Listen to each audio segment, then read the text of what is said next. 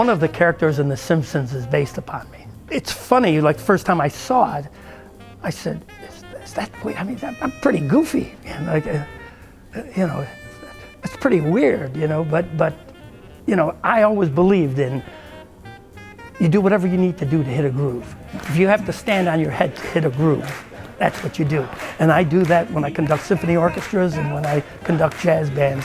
If I have to jump up and down and I have to stand on my head to make it happen, that's what I will do. So that's The Simpsons.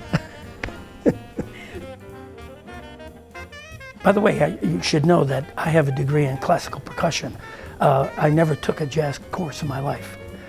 Everything I've learned about jazz was from the jam session or copying from records. Until this day, actually, and I kind of have developed my own theories and whatever, just based upon experience.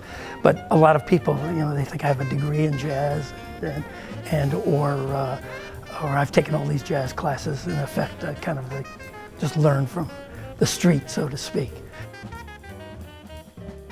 Jimmy Durante is one of my favorite singers. Now, people that are watching this will probably say, who the hell is Jimmy Durante? Well, that's a challenge. Go find out. You want to talk about passion? You want to talk about emotion? You want to talk about groove? You want to talk about having fun? Check out Jimmy Durante. I think the greatest composer of all time was probably Bach. In fact, my students, when they say, who should we listen to? My jazz students say, who should we listen to? And I always start with, well, the greatest improviser of all time was Bach. And they're floored. They think I'm going to say Louis Armstrong or Charlie Parker or John Coltrane. The greatest improviser of all time was Bach. The Manhattan School of Music was the obvious place for me for many reasons. And one was that it always had an affiliation with jazz.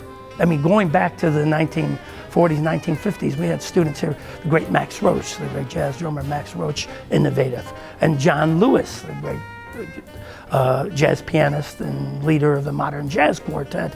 They were students here, as well as Dick Katz and many, many others, and later Ron Carter, the great bassist. So there's always been infinity. Manhattan was always to the forefront of jazz education. My favorite ice cream flavor is chocolate. Why? I just love the taste of it. There's something about it. I love feelings and emotion and passion. And chocolate ice cream has that for me.